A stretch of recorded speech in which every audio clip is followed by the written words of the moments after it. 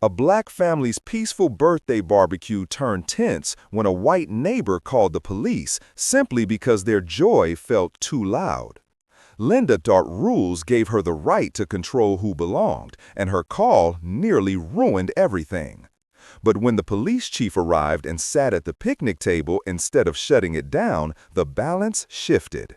And just wait until you see how this powerful moment of truth turned a call for conflict into an unexpected act of justice. The scent of hickory smoke drifted lazily through Maple Ridge Park, catching in the breeze like a quiet promise. It was the kind of late Saturday afternoon that made the air feel softer, thicker with sun and slow laughter. Marcus Reed stood by the grill, rhythmically turning ribs with practiced care. Each sizzle as meat hit metal seemed to answer the gentle background noise of children laughing, card tables unfolding, and an old portable speaker quietly playing Stevie Wonder.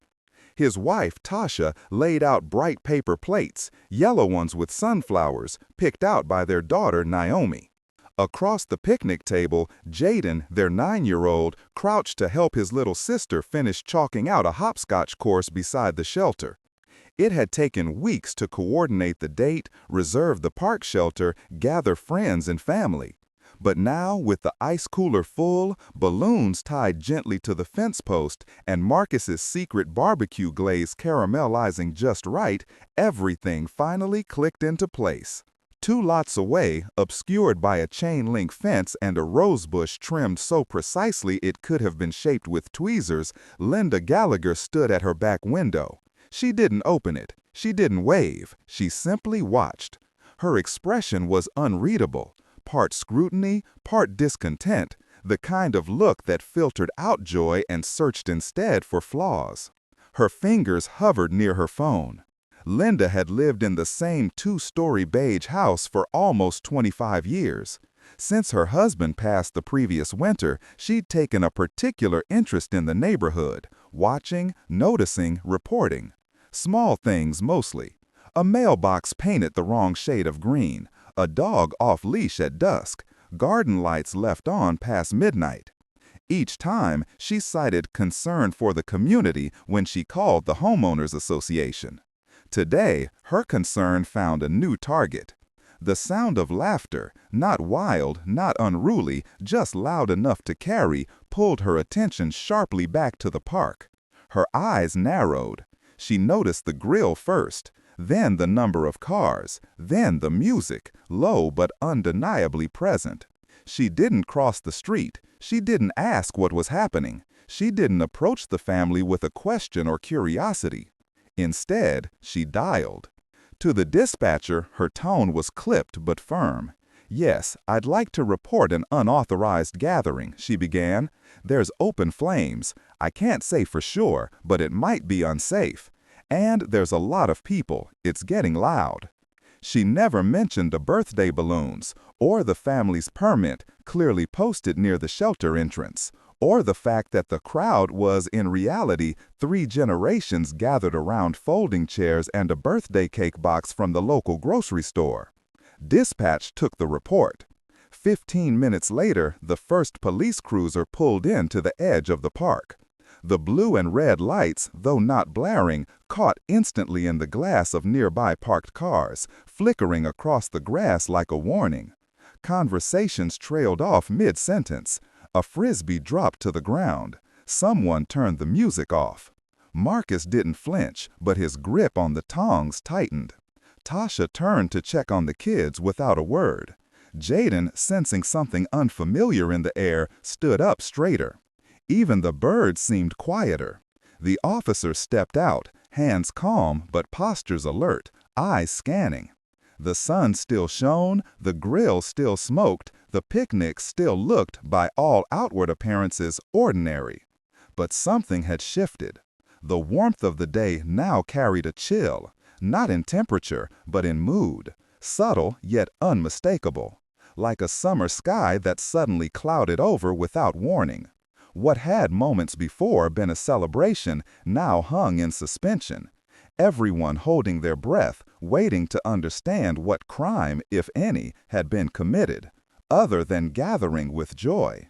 Behind her window, Linda watched the lights reflect in her coffee mug. Her phone still sat nearby, the call history open. She did not come outside. But the park, for now, was no longer the same.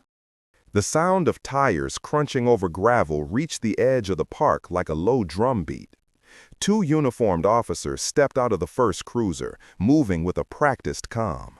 Their hands were visible, resting lightly at their sides, but their eyes were alert, sweeping across the open shelter, the grill, the people gathered. They weren't shouting, but their presence spoke volumes. Even in silence, they carried the kind of authority that reshapes a space just by entering it. Marcus Reed clocked them immediately, but kept his posture steady. He didn't raise his voice or his hands. He simply met their gaze with the composed stillness of someone who's been through this kind of moment before. One officer gave a slight nod, neither hostile nor friendly, just procedural. Before a word could be exchanged, another car pulled in behind them, this time an unmarked dark SUV. The park-goers stiffened slightly. Everyone in Maple Ridge knew that vehicle. It wasn't just another patrol unit. The door opened, and out stepped Chief Daniel Brooks. He wasn't in uniform, no badge on his chest, no polished shoes, just a navy blue polo shirt, worn jeans, and a faded baseball cap tugged low over his brow. His sneakers carried a scuff of red dirt, left over from the Little League field he'd just come from. His son had hit his first double that morning. He'd only come by because the call had sounded vague but off. Something told him it needed eyes beyond protocol. He paused for a beat, taking in the scene in a single experience sweep. A clean, reservable city shelter. A charcoal grill well within the concrete fire ring, installed and approved by the Parks Department itself. A banner stretched between beams that read, "Happy Birthday, Miss Lorraine," decorated with hand-cut letters and bits of ribbon. No loud music, no fighting, no crowd out of control. Just a multi-generational family around a picnic table, paper cups full of lemonade, and the smell of smoked ribs in the air. His gaze briefly met Marcus's.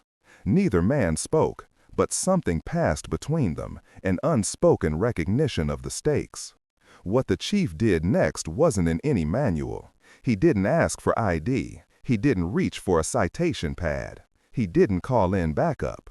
He walked up to the table. Then, with the deliberate ease of someone who knew exactly what message he was sending, he slid onto the empty bench seat across from Marcus, resting his hands flat on the table like he was settling in for lunch. He tilted his head slightly toward the grill.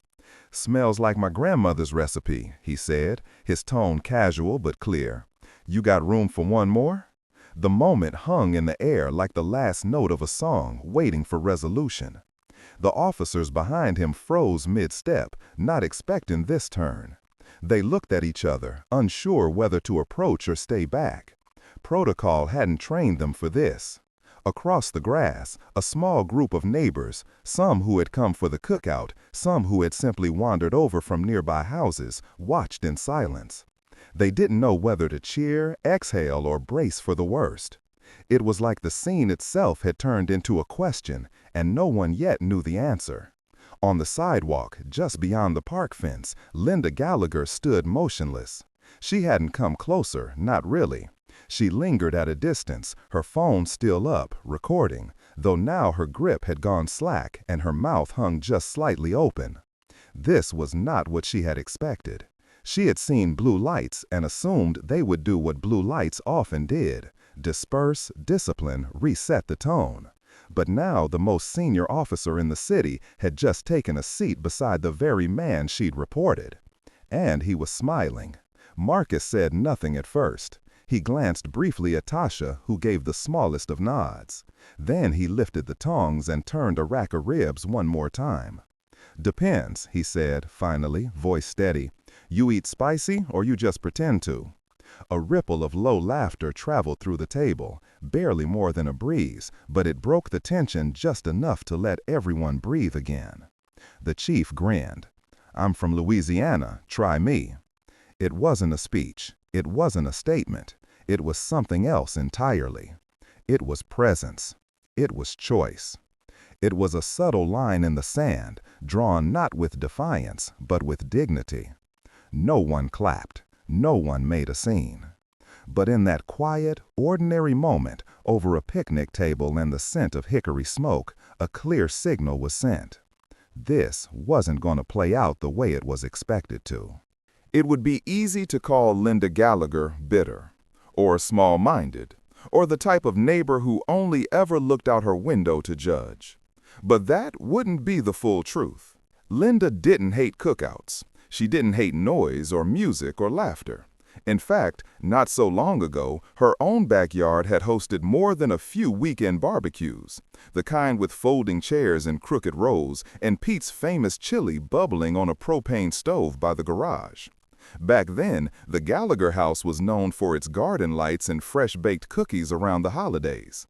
Pete had been the type of man who measured twice and still asked, "Did I double-check the switch?" His label maker had lived on the kitchen counter like a permanent fixture. When he passed last winter, sudden, quiet, and with no time for goodbyes, Linda's world didn't shatter.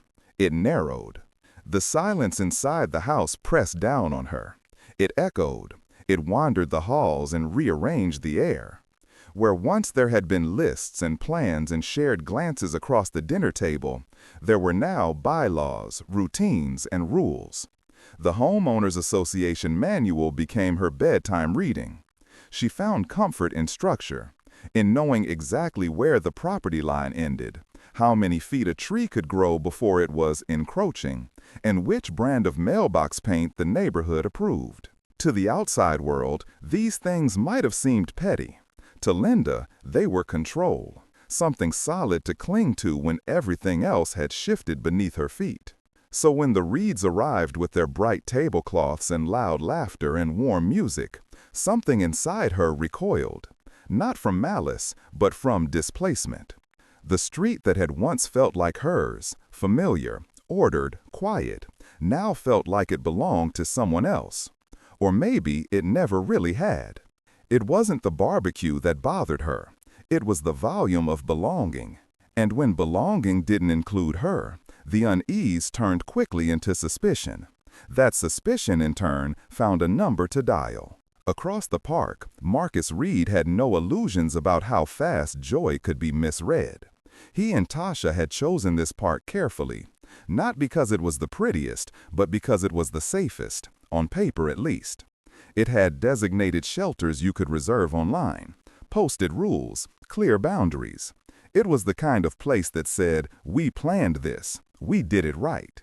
They brought laminated copies of the permit just in case. But the real reason they'd gone to such lengths was sitting under the shade in a sunflower-printed chair with a fleece blanket around her knees. Miss Lorraine, Marcus's mother.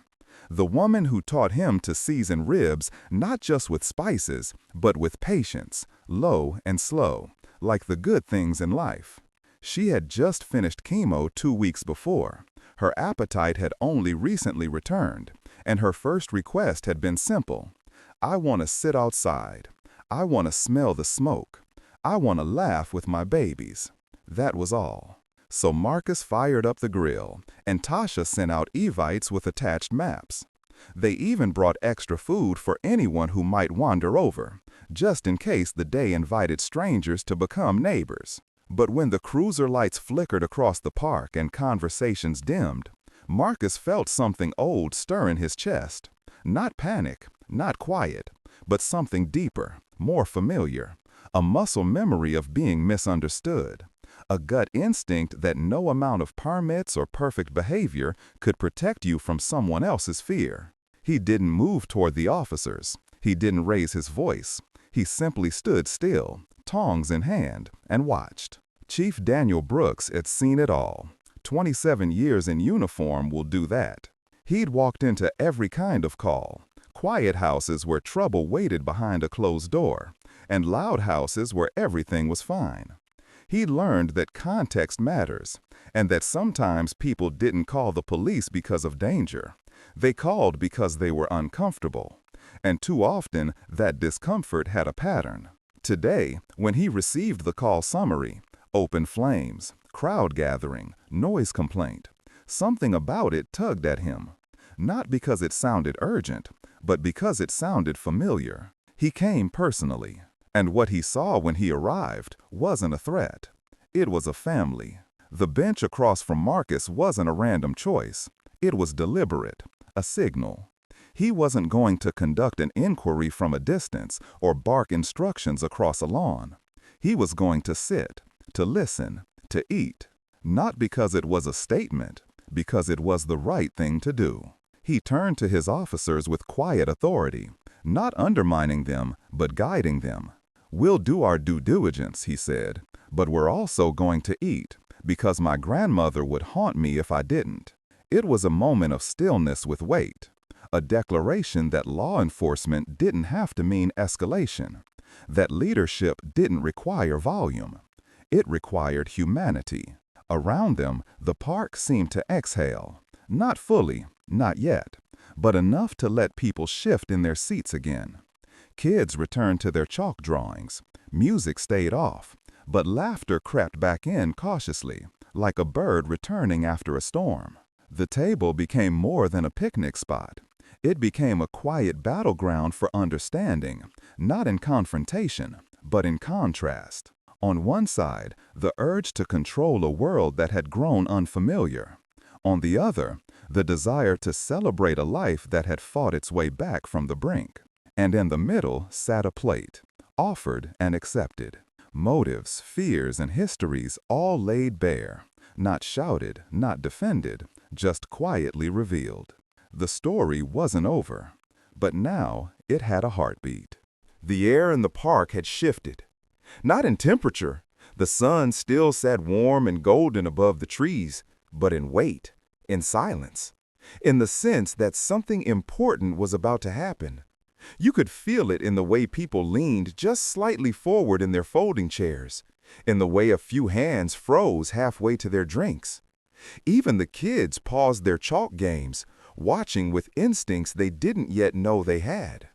This was no longer just a birthday barbecue. This was a moment waiting to see which way it would go. Officer Nguyen stood near the edge of the shelter, the screen of his city-issued tablet reflecting light across his glasses. His voice was even and factual, not cold, but clinical. He wasn't here to escalate or interpret. He was here to log the details, to follow process. City Code Section 14-17-B, he read aloud, permits the use of charcoal grills in designated park shelters with concrete fire rings such as this one. He tapped the screen, confirming. There is an active reservation on file for this shelter from 1 to 6 p.m. under the name Tasha Reed.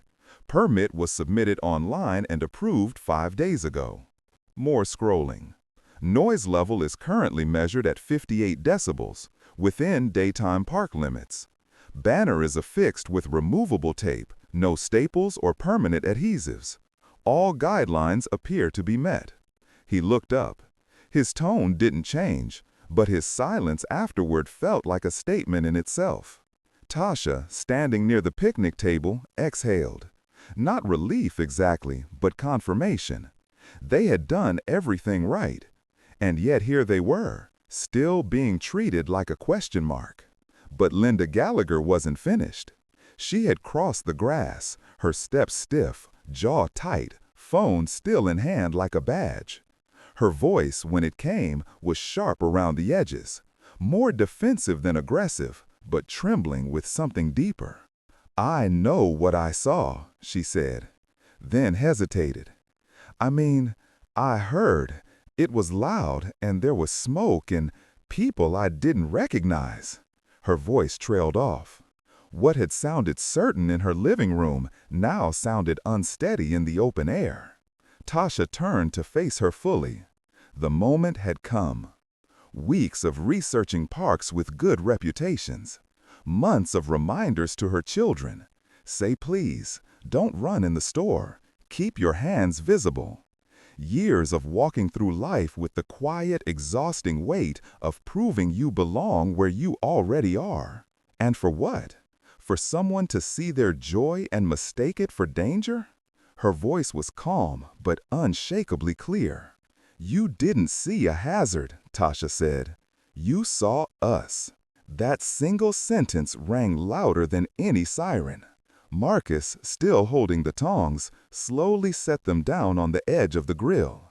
He didn't raise his voice either, but his words carried the finality of someone done shrinking himself for someone else's comfort. "Ma'am," he said, eyes steady on Linda, "you could have walked 10 steps and asked for a plate. Instead, you called a story you were already writing. No shouts, no curses, just truth." And that, somehow, was more powerful. For a long breath, the park stood still. No one moved. Even the birds seemed to quiet. Chief Brooks didn't interrupt. He let the silence sit. Let it sting. Let it teach. Then, when the moment had stretched as far as it could without breaking, he spoke. Not loudly, but with a weight that made every syllable land. "Miss Gallagher." He used her name like an anchor, pulling her out of the fog of defense and back to earth. "You filed 3 complaints this month alone," he continued. "All about minor things. A teen speaker on a front porch, a flower bed 2 inches over the walkway, a mailbox tilt." He let that settle.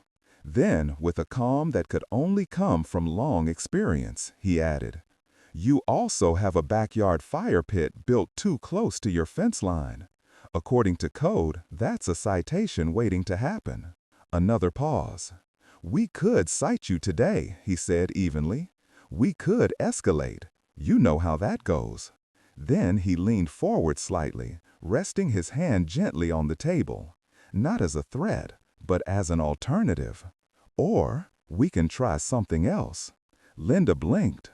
Her mouth parted like she wanted to respond, but no words came.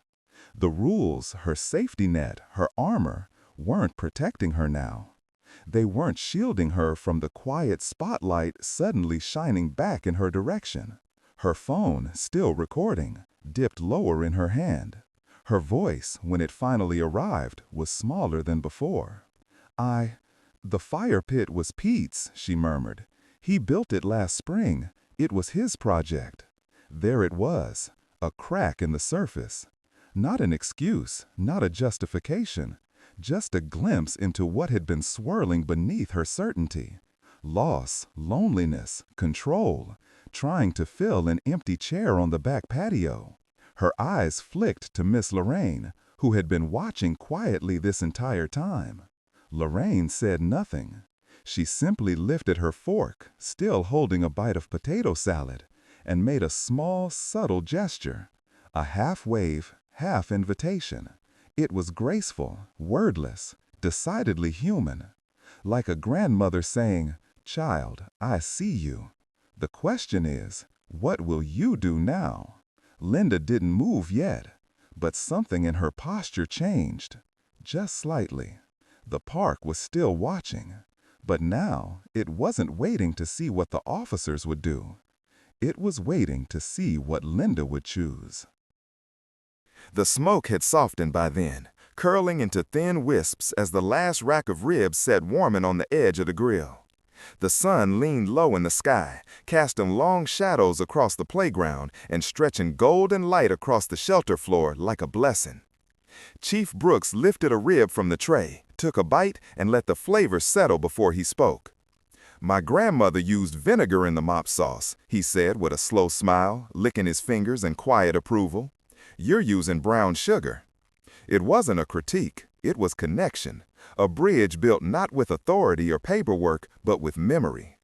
A ripple of laughter rolled through the shelter, light and low, like the breeze had decided to join in. The officers nearby, still standing, still watching, relaxed just enough to be noticed. Tension, that invisible weight clinging to shoulders and silence, was finally being holstered, not just by their hands, but by their presence. Brooks turned to them and nodded. "Legally," he announced, his voice carrying just far enough for the watching neighbors to hear, "this barbecue checks out." A pause. "Morally," he looked back at the grill, "it smells too good to shut down." That got a second laugh, not loud, but real. A small moment of shared understanding in a day that had nearly gone another way. Then he turned his gaze toward Linda Gallagher, who still stood stiffly at the edge of the scene. Not unwelcome, but not yet incited. "You called us," he said, not accusing, just stating a fact. "And you can stand there and watch relief you don't feel." He gestured gently toward the table. "Or you can sit, meet your neighbors, and let this day become something else."